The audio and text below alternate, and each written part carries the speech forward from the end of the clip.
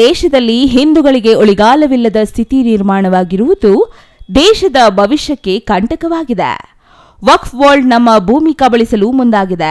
ಎಲ್ಲ ಶ್ರೀಗಳು ಇದರ ವಿರುದ್ಧ ಹೋರಾಟಕ್ಕೆ ನಿಂತಿದ್ದು, ಮಠ ಮಾನ್ಯಗಳು, ದೇವಾಲಯಗಳು ರೈತರ ಭೂಮಿ ಕಬಳಿಸಲು ಮುಂದಾದರೆ ರಕ್ತ ಕೊಟ್ಟರೂ ನಮ್ಮ ಭೂಮಿ ಬಿಡುವುದಿಲ್ಲ ಎಂದು ತಿಳಿಸುತ್ತೇವೆ ಎಂದರು.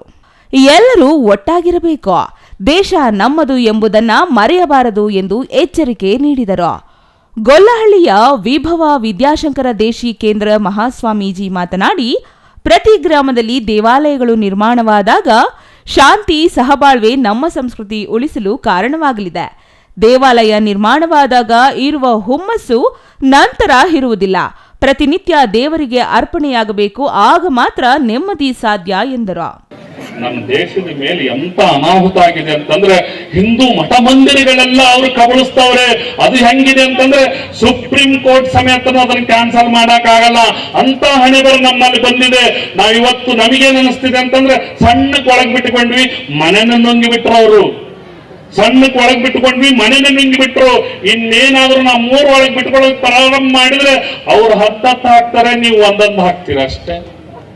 ಅದು ಆಗಬಾರದು, ಕಬಳಿಕೆ ಆಗಬಾರದು ಅಂತ ನಂಗಿತ್ತು ಅಂತಂದ್ರೆ ನಿಮ್ಮ ಮಕ್ಕಳಿಗೆ ಒಳ್ಳೆ ಸಂಸ್ಕಾರ ಕೊಡಿ, ಹಿಂದೂ ರಾಷ್ಟ್ರದ ಬಗ್ಗೆ ಗಮನ ಕೊಡಿ. ಇದನ್ನು ಕೊಡಲಿಲ್ಲ ಅಂತಂದ್ರೆ ಬೇರೆಯವರು ಬಂದು ನಮ್ಮ ಮನೆ ಒಳಗೆ, ನಮ್ಮ ಪಾತ್ರೆ ಒಳಗೆ ಅಡಿಗೆ ಮಾಡ್ಕೊಂಡು ಚೆನ್ನಾಗಿ ಊಟ ಮಾಡ್ತಾರೆ. ಅವ್ರು ನೋಡ್ಕೊಂಡು ನಾವು ಹಿಂಗೆ ನೋಡ್ಬೇಕಾಗ್ತದೆ.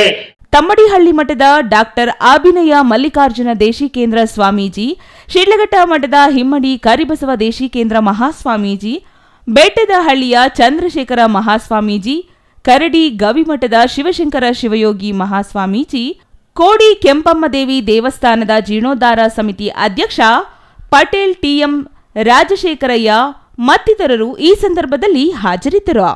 ಸೋಮಸುಂದರ, ಸಿಟಿವಿ ನ್ಯೂಸ್, ಗುಬ್ಬಿ.